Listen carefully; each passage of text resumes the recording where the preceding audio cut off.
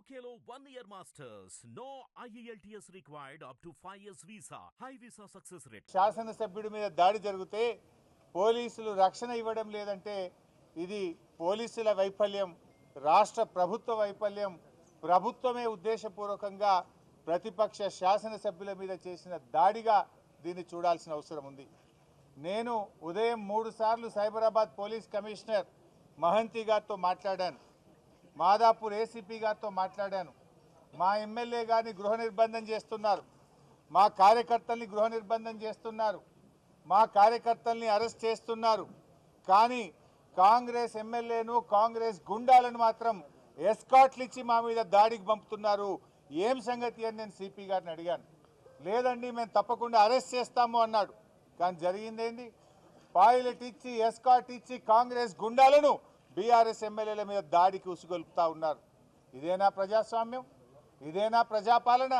నీ ప్రజాపాలనలో ఏం జరుగుతూ ఉంది? మొన్న సిద్దిపేటలో నా క్యాంప్ ఆఫీస్ మీద దాడి చేసే ప్రయత్నం చేసినారు. మొన్న కమలాకరణ, సబితక్క, నేను, జగదీష్ రెడ్డి గారు ఖమ్మంలో కారులో ప్రయాణిస్తుంటే వరద బాధితులకు సాయం చేయడానికి వెళ్తే, కష్టాల్లో ఉన్న ప్రజల్ని ఆదుకోవడానికి పరామర్శించడానికి ప్రతిపక్ష శాసనసభ్యులు వెళ్తే మా మీద ఖమ్మంలో దాడి చేశారు. మా కార్లను రాళ్లతో దాడి చేశారు. పోలీస్ స్టేషన్లో ఫిర్యాదు చేస్తే 10 రోజులైనా ఇప్పటిదాకా ఎఫ్ఐఆర్ ఇష్యూ కాలేదు, గుండాలను అరెస్ట్ చేయలేదు. ఇవాళ మళ్ళీ మా శాసనసభ్యుడు కౌశిక్ రెడ్డి గారు ప్రజాస్వామ్యం గురించి మాట్లాడినాడు. హైకోర్టు మొట్టికాయలు వేసింది, రాజీనామా చేయండి అని అడిగినాడు. మీరు కండువా కప్పుకున్నది మీరు. ట్విట్టర్లో కాంగ్రెస్లో చేరాను అని ట్విట్టర్లో పెట్టింది గాంధీ గారు. కాంగ్రెస్లో చేరిన సందర్భంగా ప్రభుత్వ సలహాదారు వేం నరేందర్ రెడ్డికి కండువా కప్పినా ట్విట్టర్లో పెట్టుకున్నది నువ్వే. ఇవాళ నా నియోజకవర్గ అభివృద్ధి కోసం కాంగ్రెస్లో చేరుతున్నా అని మీడియాలకు ఇంటర్వ్యూలు ఇచ్చింది నువ్వే. పిఎస్సి చైర్మన్ కాగానే నేను ప్రతిపక్షంలో ఉన్నా, నేను కాంగ్రెస్లో సిగ్గు లేకుండా మాట్లాడింది కూడా నువ్వే. ప్రజలు నవ్వుకుంటున్నారు. అయితే డిఫెన్స్లో పడి ఇజ్జత్మానం పోయిందని, ప్రజల్లో అవమానం పాలైపోయినామని ఇవాళ ప్రశ్నిస్తే మా కౌశిక్ రెడ్డి గారి మీద దాడి చేసే ప్రయత్నం చేసింది. అంటే ఈ దాడి రేవంత్ రెడ్డి గారు చేయించిన దాడి. ఇవాళ పోలీసులు ఏం చేస్తున్నట్టు? నేను 3 సార్లు మాట్లాడాను.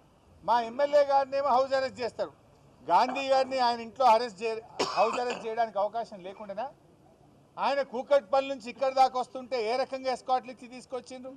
అంటే ఇది ప్రభుత్వ దాడి, ఇది రేవంత్ రెడ్డి చేయించినటువంటి దాడి.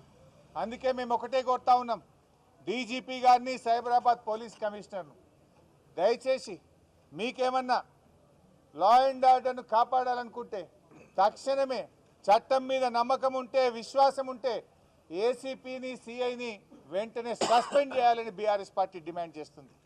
దీని మీద ఉన్నత స్థాయి విచారణ జరపాలని బీఆర్ఎస్ పార్టీ డిమాండ్ చేస్తుంది. లేకుంటే మేము వదిలిపెట్టాం, దీన్ని ఎంత దూరమైనా తీసుకుపోతాం. ఎందుకంటే మాకేమీ మీ మీద ప్రతిదాడులు చేయలేక కాదు, కానీ పోరాడి తెలంగాణ తెచ్చుకున్నాం. ఎన్నో త్యాగాలతో తెచ్చుకున్న తెలంగాణ. 10 ఏళ్ల కేసీఆర్ పాలనలో కంటికి రెప్పలాగా ఈ హైదరాబాద్ను కాపాడుకున్నాడు కేసీఆర్. హైదరాబాద్ బ్రాండ్ ఇమేజ్ పెంచిండు కేసీఆర్.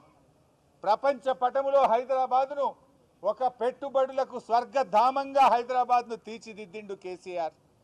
ఎవరైనా హైదరాబాద్కు పోవాలన్నంత గొప్పగా 10 ఏళ్లు కేసీఆర్ గారు ఈ తెలంగాణను, హైదరాబాద్ను నిద్ర లేకుండా రాత్రింబవళ్ళు కష్టపడి ఈ హైదరాబాద్ యొక్క ప్రతిష్ట పెంచినాం, గౌరవం పెంచినాం, హైదరాబాద్కు పెట్టుబడులు తెచ్చినాం.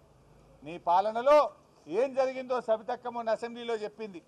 నీ 9 నెలల పాలనలో ఇవాళ ఈ రాష్ట్రంలో 1800 అత్యాచారాలు జరిగినాయి, 2600 మర్డర్లు జరిగినాయి, పెట్టుబడులు తరలిపోతూ ఉన్నాయి. హైదరాబాద్లో ఈ నగరానికి ఏమైంది అని పతాక శీర్షికన పత్రికల్లో వార్తలు వస్తూ ఉన్నాయి. ఒక్కొక్క రోజు హైదరాబాద్లో 4 మర్డర్లు అవుతున్నాయి. పట్టపగలు అత్యాచారాలు అవుతున్నాయి ఈ హైదరాబాద్లో.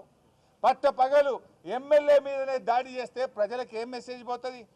ఒక ఎమ్మెల్యేకే రక్షణ లేకపోతే ఇంకెవడన్నా వచ్చి హైదరాబాద్లో పెట్టుబడులు పెట్టడా? అందుకే ఈ రాష్ట్రం నుంచి వచ్చిన కంపెనీలు వాపసు వెళ్ళిపోతూ ఉన్నాయి, పెట్టుబడులు రాకుండా పోతున్నాయి.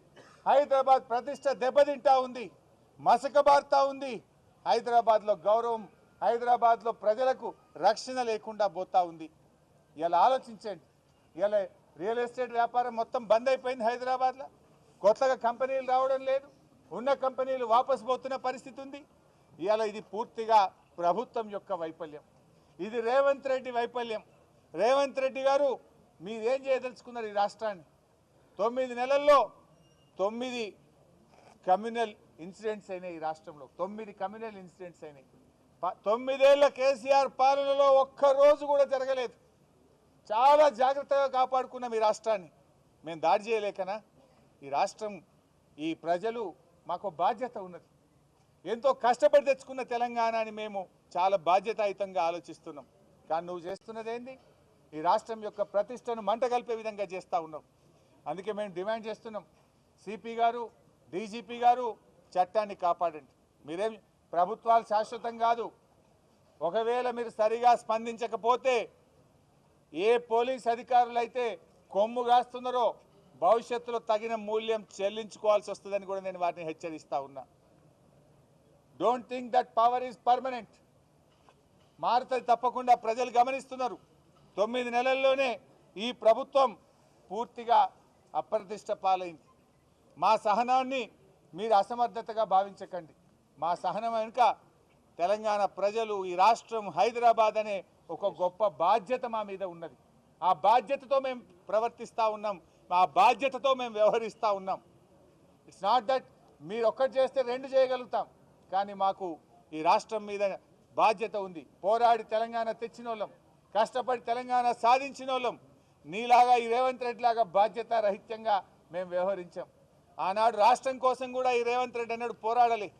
ఆయనకు తెలంగాణ రాష్ట్రమే గిట్టది మనిషి, ఎందుకంటే ఆయనకు ఈ రాష్ట్రం మీద అంత బాధ్యత లేని మనిషి. ఇలా మేమేమో బాధ్యతతో వ్యవహరించేటువంటి వాళ్ళం కనుక చాలా బాధ్యతాయుతంగా మేము మాట్లాడుతూ ఉన్నాం. ఇలా గాంధీ గారు మాట్లాడిన భాష చూసి సభ్య సమాజం తలదించుకుంటుంది. అది ఒక శాసనసభ్యుడు మాట్లాడాల్సిన భాషన? నేను అడుగుతా ఉన్నా. స్పీకర్ గారు కూడా స్పందించాలి. శాసనసభ్యుల హక్కులను కాపాడాల్సిన బాధ్యత స్పీకర్ది. స్పీకర్ గారు ఇవాళ మీ సభ్యుడికే ఇవాళ రక్షణ లేకపోతే ఈ రాష్ట్ర ప్రజలకేం రక్షణ ఉంటుంది? స్పీకర్ గారు స్పందించాల్సిందే. సుమోటో విచారణ చేపట్టి సంబంధిత పోలీసులను తక్షణమే చర్యలు తీసుకోవాల్సిందిగా నేను శాసన సభాపతిని కూడా ఈ సందర్భంగా కోరుతా ఉన్నా. మేమందరం కూడా ఇప్పుడు ఇక్కడ నుంచి సిపి సైబరాబాద్ దగ్గరికి వెళ్తా ఉన్నాం. ఇలా ఏ గుండాలైతే మా కౌశిక్ రెడ్డి గారి ఇంటి మీద దాడి చేసిండ్రో, హత్యాయత్న ప్రయత్నం చేసిండ్రో, వాళ్ళందరినీ కూడా 307 కింద ఎఫ్ఐఆర్ ఇష్యూ చేసి అరెస్ట్ చేసి జైలుకు పంపేదాకా కూడా బీఆర్ఎస్ పార్టీ ఊరుకోదు. అదేవిధంగా ఏ అధికారుల వైఫల్యం, ఈ ప్రాంతంలో రక్షణ కల్పించాల్సిన అధికారులే ఈరోజు వాళ్ళని దగ్గరుండి కౌశిక్ రెడ్డి గారి ఇంటి మీద దాడి చేయించిండ్రో, ఇవాళ ఈ దాడిలో బాధ్యత వహించాల్సిన పోలీసులను సస్పెండ్ చేసేదాకా ఏసీపీ గారు, సిఐ గారు, ఎవరెవరైతే దీని వెనుక ఉన్నారో వాళ్ళందరినీ కూడా సస్పెండ్ చేసేదాకా కూడా ఇది ప్రజాస్వామ్యాన్ని కూని చేస్తూ ఉన్నారు. మాటల్లో ప్రజాపాలన. రాహుల్ గాంధీ గారి చేతుల్లో ఆయన ఎంతసేపు. హిట్ టీవీ యాప్ ని డౌన్లోడ్ చేసుకోండి. ఇందులో short news, live news, entertainment movies అన్ని అవైలబుల్ గా ఉన్నాయి. Please download Hit TV app. Hit TV app. Hit TV యాప్ని ఫ్రీగా డౌన్లోడ్ చేసుకోండి.